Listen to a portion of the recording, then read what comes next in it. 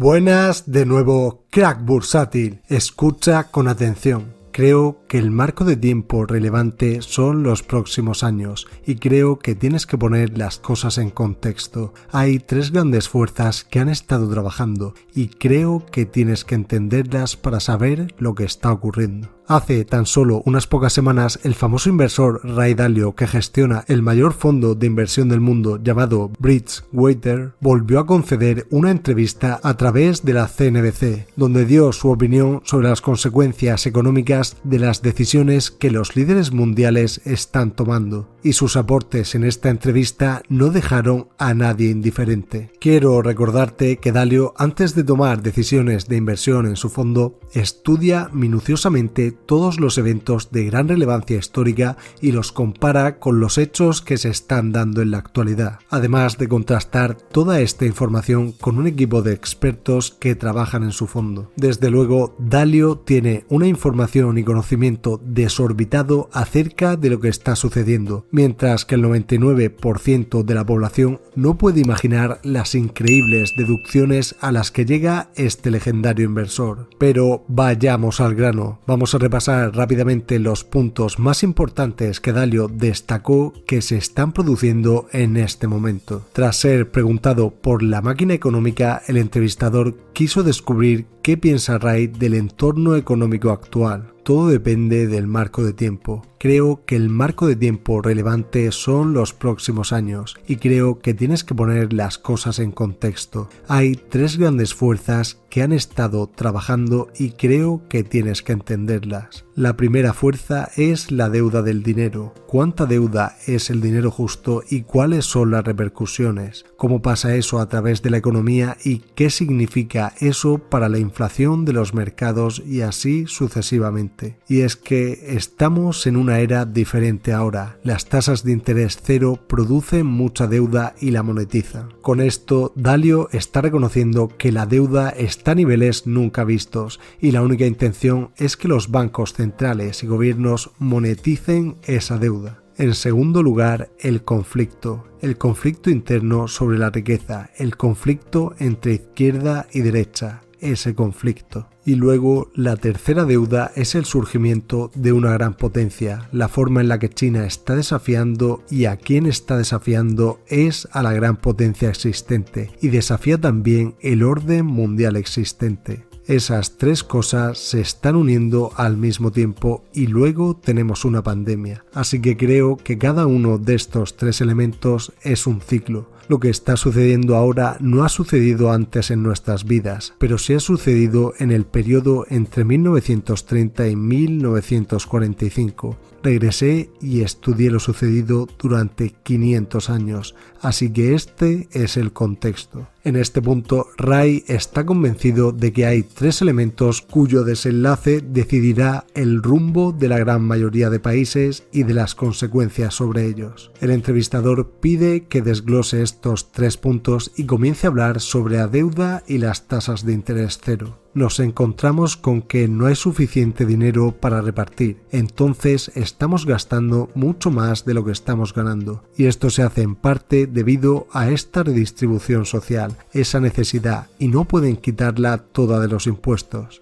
Y lo que eso significa es la impresión de dinero, que es la mecánica de esto. Así que lo que haces es obtener más dinero y eso devalúa el valor del dinero. En otras palabras, el efectivo es basura. Ray piensa que los fuertes estímulos económicos y la enorme deuda que han crecido en consecuencia no van a poder ser pagados por la población y esto produce que el dinero se esté devaluando a una enorme velocidad que no veíamos desde hace décadas. Y por ello le preguntaron, ¿sigues pensando que el dinero es basura? Y respondió, por supuesto, el valor del dinero no está garantizado. La tasa de interés está sobrecompensada por la inflación, por lo que debes ver bien el costo del dinero. Es maravilloso el subidón de adrenalina que produce recibir cheques de estímulo económico, pero eso significa que el precio de todo lo demás aumenta en relación con el efectivo porque es mejor pedir prestado efectivo. Así que tenemos esa dinámica en marcha para producir inflación. Pero lo que sí se sabe es que las tasas de interés deben estar por debajo de las tasas de inflación y deben estar por debajo de las tasas de crecimiento nominal para hacer frente a toda esa deuda a fin de financiarla. Y al no hacer eso, se deprecia el valor del efectivo y el dinero, por lo que tienen que invertirlo en otra parte. Ray Dalio sabe de sobra que la situación económica que se está produciendo a raíz de la pandemia es totalmente desastrosa y que los préstamos y estímulos económicos que se han producido están quemando el valor de la moneda. Y en base a sus declaraciones le preguntaron si cree que estamos viviendo una burbuja en este momento. Si miramos el rendimiento esperado de las acciones, por ejemplo, y usted hace las proyecciones del valor actual de las acciones por descuento de flujos de caja, probablemente obtendrá un rendimiento del 3 al 4%, que es un rendimiento mejor que poseer dinero en efectivo. Pero a medida que los precios de las acciones suben, los rendimientos excedentes bajan, y eso es lo que produce aún más una burbuja. En otras palabras, rendimientos más bajos. Y a medida que ese margen se estrecha, entras en más y más zonas de peligro. Así que eso es lo que estamos viendo en este entorno inflacionario. Además de esto, Dalio teme que ahora mismo existe una gran inversión en activos financieros en comparación a activos reales. Hay un gran aumento en el valor de activos financieros, así que piense en cada individuo y diga cuánto de su patrimonio neto está en activos financieros versus activos reales como su casa, su coche o su capital. Y verás que gran parte de ese dinero estará en activos financieros que probablemente nunca podrá cobrar.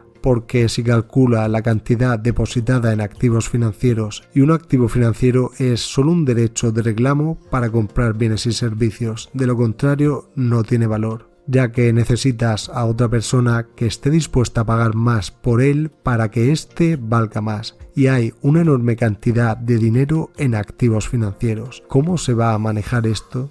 Estos activos financieros nunca serán capaces de convertirse en bienes y servicios porque son demasiado. Como vemos, Dalio es cauteloso cuando habla de invertir en activos financieros, ya que si gran parte del dinero está en esos activos, quedan muy pocos inversores con capital para seguir comprando y se produce una burbuja. Y cuando todos los poseedores de esos activos comiencen a vender, la burbuja estallará. Por ello, el entrevistador le preguntó dónde deberían los inversores poner su dinero ahora mismo. A lo que Dalio respondió: no hay dinero en efectivo, es basura, así que no lo guarde en efectivo. En segundo lugar, lo más importante que creo que un inversionista individual o cualquier tipo de inversionista podría hacer es saber cómo diversificar bien, porque todas esas clases de activos tendrán un rendimiento superior al efectivo. Cuando digo diversificar bien, lo que quiero decir es diversificar en los países adecuados, las monedas correctas, las clases de activos o activos de distintos sectores, etc., para que tus inversiones tengan ese equilibrio.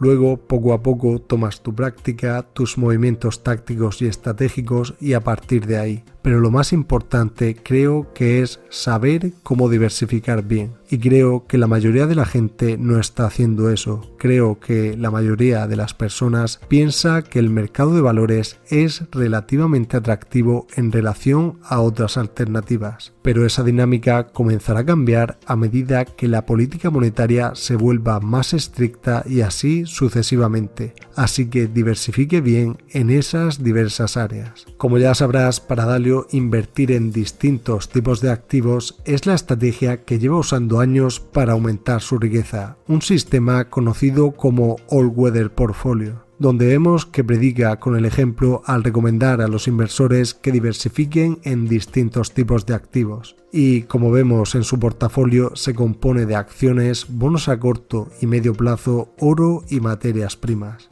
En este punto le preguntaron su opinión acerca del segundo punto más importante según su criterio, el conflicto político. Bien, tenemos una gran riqueza y miles de oportunidades. Hace un par de años escribí un artículo que se titulaba ¿Por qué y cómo se debe reformar el capitalismo? Porque, además de no ser justo, no está logrando el objetivo de poder tener una base amplia de oportunidades, porque intrínsecamente el capitalismo crea prosperidad, pero la crea de una manera diferente para diferentes personas, y eso tiende a perpetuarse a sí mismo, porque aquellos que ganan el dinero luego cuidan a sus hijos y tienen una mejor educación y así sucesivamente. Si miras el ciclo más grande, cuando creas riqueza, luego puedes tener brechas de riqueza y todo comienza a girarse y el ciclo comienza a decaer. Y ese es el ciclo en el que estamos. Por lo que la pregunta es cómo se logra la productividad creciente y constante en lugar de solo centrarnos en la redistribución de la riqueza. Y ahí es donde nos encontramos políticamente. Tenemos ese conflicto. Vemos el conflicto izquierda-derecha. Lo vemos desarrollarse ahora en las facturas de impuestos y lo veremos en las elecciones de 2022. Ese conflicto en sí mismo es el ingrediente que de alguna forma producirá una guerra civil. En esta guerra no tienen por qué estar matándose unos a otros, pero a veces cuando las cosas se salen de control suelen conducir a eso. Es bueno que leamos la historia y veamos cómo queda en el pasado, cómo se ha ido de la moderación al extremismo. Es algo de lo que deberíamos ser conscientes, pero ciertamente tenemos una especie de guerra desarrollándose entre diversas facciones, estados e ideas y se resolverá en las elecciones de 2022. Y al final de la entrevista le preguntaron sobre cómo va a ser el nuevo orden mundial producido por China. China eventualmente creo que superará al gran imperio estadounidense. Quiero decir, si solo tomas las líneas en los gráficos y básicamente ves lo que está sucediendo en términos de fundamentos básicos, hay 4 veces más chinos que estadounidenses. Si ellos tan solo tuviesen un PIB per cápita promedio que sea la mitad del promedio estadounidense, significa